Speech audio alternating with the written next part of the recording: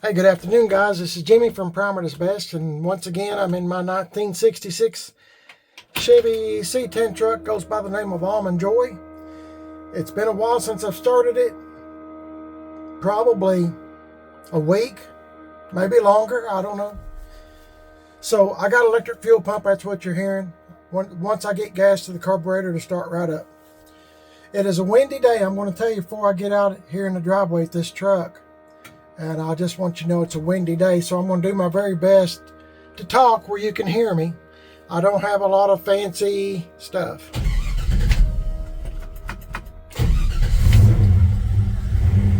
Started up pretty quick considering how long it's been since I started it. I know it looks like in the videos I start them every day or two, but that's not the case. Not at all. If it's a pretty day, I'll try to make several videos if I can. And because when you live here in East Tennessee like we do, you know, it might be a pretty day like today. I think it's 88. Next week's going to be in the 30s. I mean, that's just how it is. So, doing my very best with the time that I have for the day. Let's roll it out here so I don't get the garage full of exhaust fumes, even though I love to smell them. Yeah. Man, I love this. Well, let me say this again. I really like this truck. Almond Joy. I'm going to let it run for just a moment. Hopefully it will sit here. Trying to make sure it don't roll. It's going to roll. Hang on, guys. I'm going to have to put the emergency brake on. I'm going to let it run for just a minute. Charge the battery back up. And just let it run for a few minutes.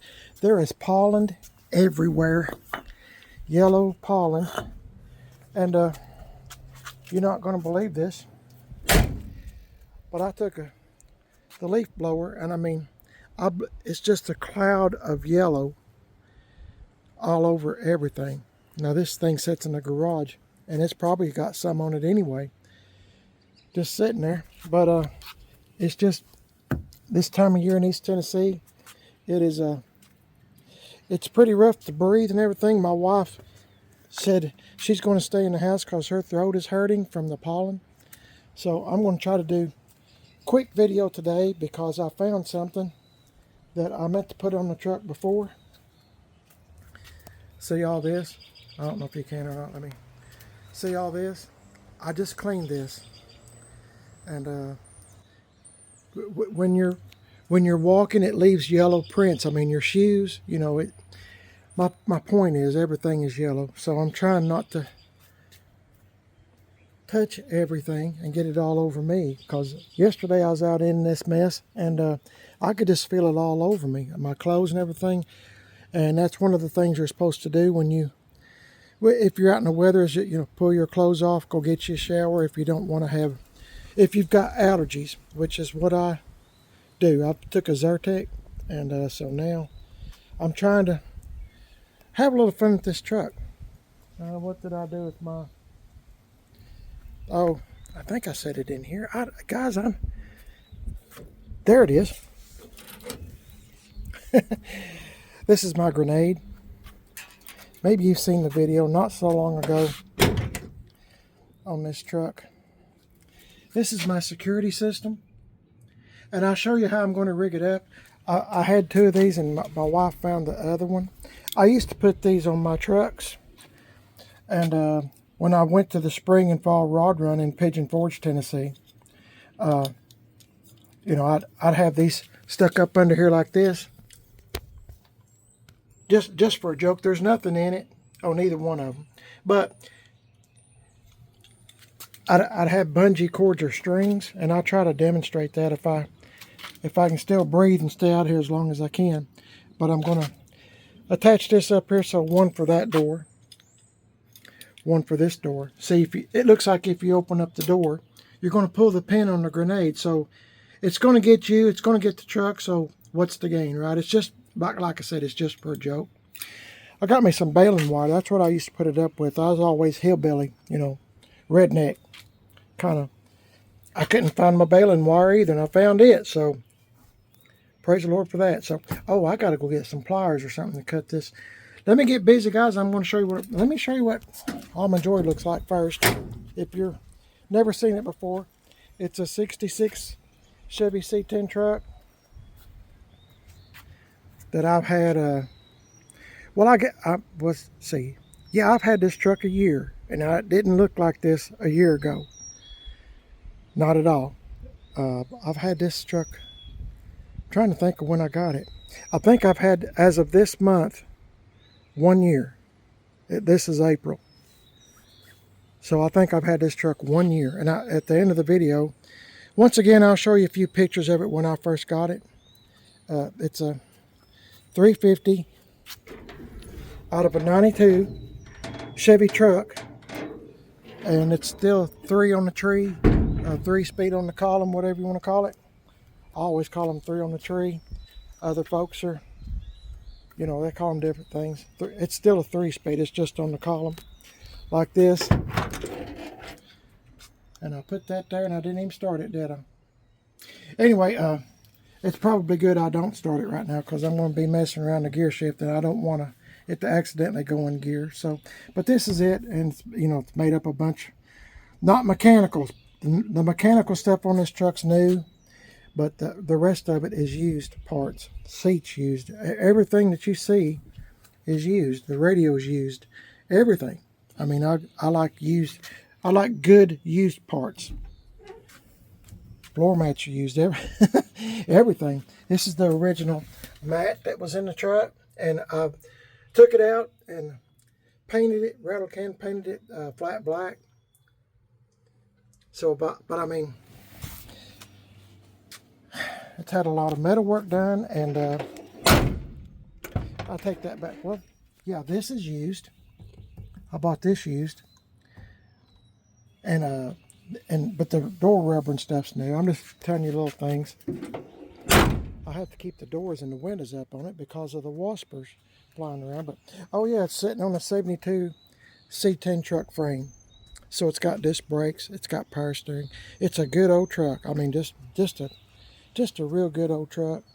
And like I said, I guess I should say happy birthday to this truck. It's if it's in, I think I got it last April 2024.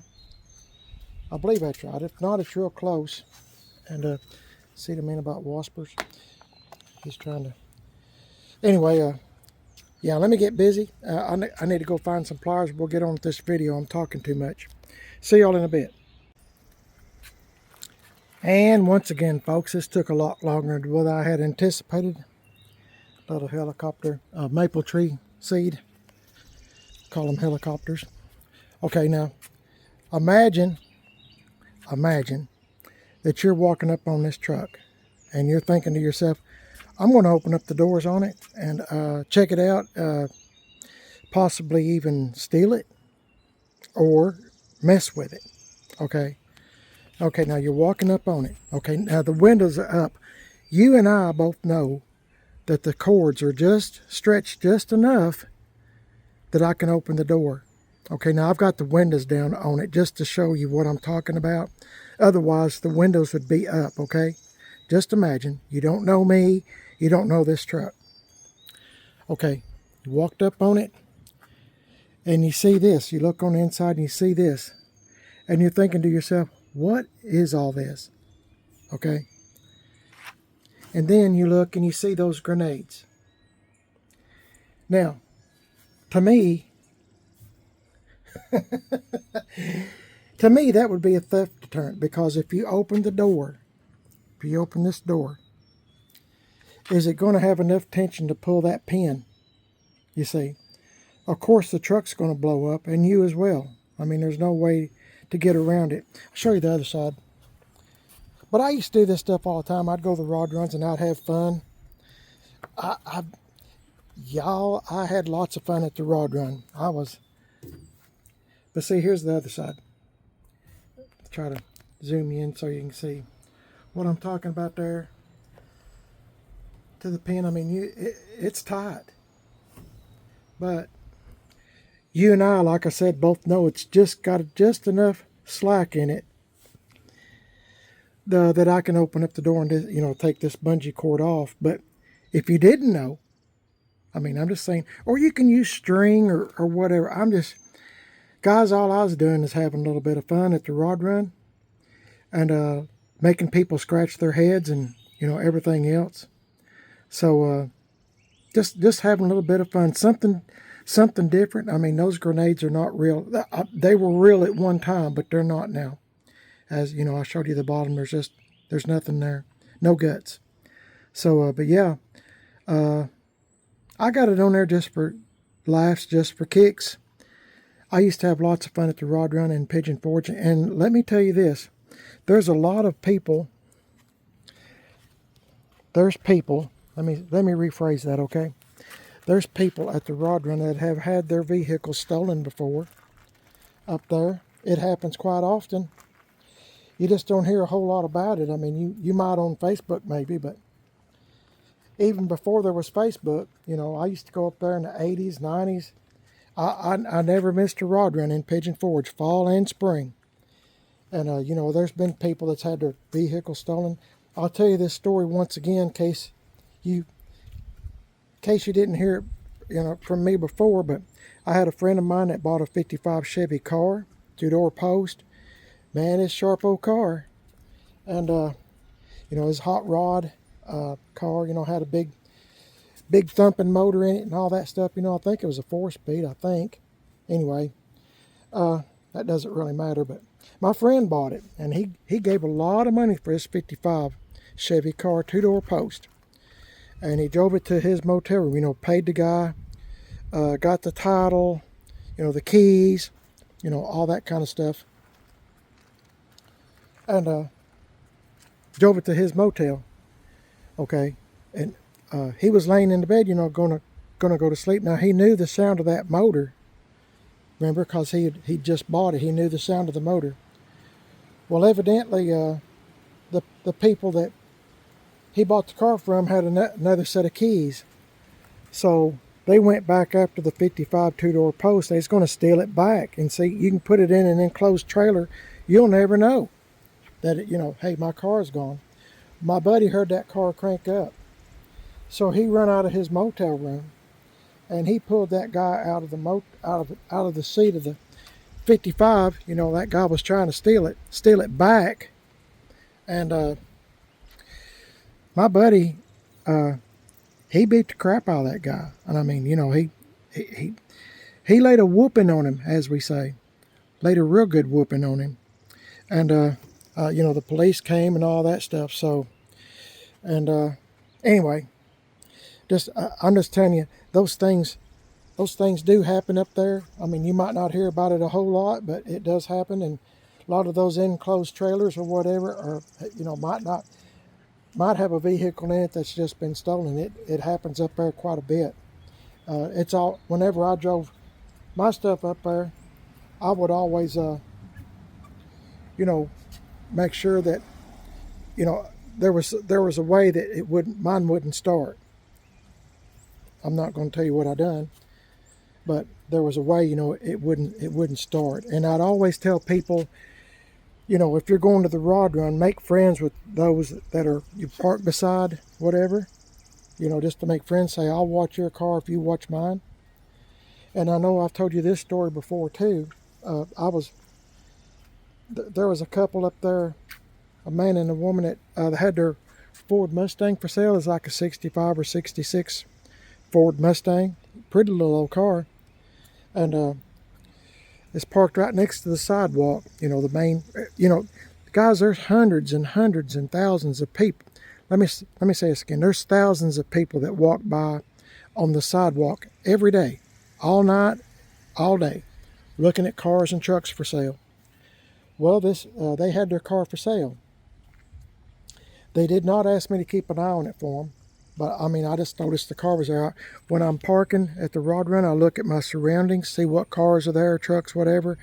And if those that's right next to mine, I say, I'll watch yours. You know, if you want to go somewhere or go to the restroom or whatever, you know, I'll watch your car or truck. You know, and if you don't mind, do the same for me. Because a lot of times I'd have stuff in the back for sale.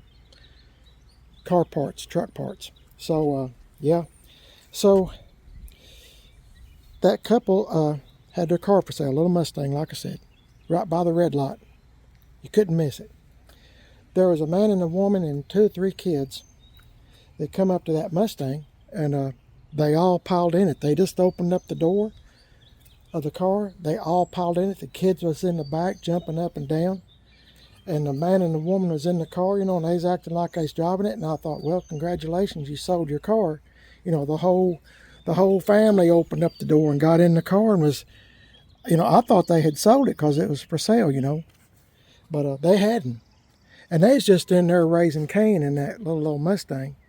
And come to find out, they just walked up on it and decided they was going to sit in it and play in it or whatever. I don't know. I mean, them kids was in the back seat just jumping up and down stuff. And I mean, stuff that I would never imagine anybody doing to someone else's car, much less mine.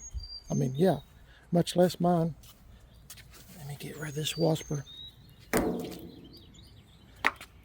I hit him, but I don't know where he went. Anyway, you just have to be careful when you go this spring and fall rod run, because you don't never know. You don't ever know. I mean, there's a lot of good, honest folks up there, and I've learned another thing too about going to the rod run. Don't judge a book by its cover, meaning don't go on what somebody's wearing or whatever, or whatever. I know I've told y'all this before, but bear with me for just a moment because I've had some new subscribers. But I sold my, well, I've sold lots of vehicles up at the rod run, lots and lots and lots of vehicles, cars and trucks. But I had a 66 El Camino, and is a factory black on black, tuxedo black, factory bucket seats. It's probably, it's the nicest car I've ever had. I had it fully restored. Nicest car I've ever had. Had a 427 in it, a 390 horse 427, just been rebuilt. Had a 400 turbo, brand new. The car looked better than new. It was black on black, bucket seats, console, AC car. The AC worked. I mean, it looked like it just come out of a magazine. And I don't mean to brag on my own stuff, but I'm just telling you the truth. That was a nice car. I had all the chrome redone, re-chromed, new bumpers, bumper guards. Had the super sport hood. I mean, it was a sharp car, and that car would giddy up. Anyway, black on black. I took it up there for sale. I wasn't there 15 or 20 minutes. My wife and I finally got our motel room. You know, we got there, trying to get there early to get a good parking, and I got a good parking. And these 2 guys, I seen them coming up, you know, through the parking lot there. They had on overalls and white t-shirts, but the t-shirts weren't really white. They were just dirty, nasty. And the overalls had holes all in them, you know. And you know, I was getting luggage out of the back of the bed of the El Camino. You know, y'all know what El Caminos look like. Anyway, I had it priced, I think, at that time, which was a lot of money. Now, this has been years and years ago. I think I had it priced for $28,000 at that time. Now, that don't sound like much today compared to Mecum Auctions or Barrett Jackson or something. But that would have probably been, it'd have been doubled that at Mecum or Barrett Jackson today. I'm talking this is early 90s, 1990s. And those 2 guys come up to me. You know, I was taking stuff out of the back trying to get it ready to go into our room. And he said, did you drive this car up here? And I said, yes, sir. Trying to build a nest everywhere. Anyway, he said, did you drive this car up here to the rod run? I said, yes, sir. And, you know, I didn't think much of him because, once again, I judged a book by its cover. I should never do that. Lesson learned. So he said, does everything work on it? And I said, yes, sir. I said, everything works on it. I said, it's garage kept. And I said, no, I haven't tried the AC on it. I said, it worked last fall, you know, when we was going to rod runs and cruise-ins and stuff. But I said, I haven't turned it on this year. I said, it's cold, you know, in April. Sometimes in Pigeon Forge, it's cold at the rod runs, and it was that year. So I had a big list of all the things that had been done to the car, a big long list. I wrote down everything. 427 out of a 69 Caprice. It was the original 396 car, but the 396 was gone. So I had a 427, just been rebuilt, thing run like a top. And had the dual snorkel and all that stuff on. I mean, it's a sharp old car. And it looked like, you could put scrambled eggs on it and I would eat it. I mean, it was that clean. And he said, would you take, what was it, 27 or 26 for it? And Mrs. PIB was standing beside me, and of course she's nodding her head, yeah. And I said, well, I guess. But he said, here's $1,000. He said, hold this for me for 20 minutes. He said, I'm going to go back to my room and get the rest of the money. And before he left, I said, sir, now you, no disrespect, but I said, you don't know me. I don't know you or you. There was two of them. Two of those guys. And I mean, like I said, they looked like they fell off a tater truck, Been picking taters all day and too tired and just fell off going back. Anyway, once again, don't judge a book by its cover. So they went back to their room and they got the money. And I told them before they left, I said, sir, I've got a pen that tells if money is real. I said, I'm not going to be one of those folks, and this happens too at the rod run, that's going to get took, by fake money, because I hear that every year. I'd hear somebody got took. They sold their car or their truck, and the money's counterfeit. And he said, no problem, sir. He said, I'll be back in 20 minutes. So they came back, just like they said. I had their $1,000 in my hand. And I asked the motel clerk, the manager of the motel, I said, ma'am, I said, I don't know these people. I said, I don't want to get knocked in the head or anything in our room. I said, can we use your office for just a few minutes? And she said, sure. We was up there every year. I mean, she knew me and my wife. So we went in the motel room, and I told those two guys come in there with us, and my wife started counting money. Hundreds, until she got, I think it was to 26 or 27,000. They had it all. And my wife it took a long time because she was marking every bill. Back in the day, you could mark a bill and you could tell if it was real or not. It'd turn certain shade, or if it wasn't real, it'd be another color. So yeah, they had it all right there.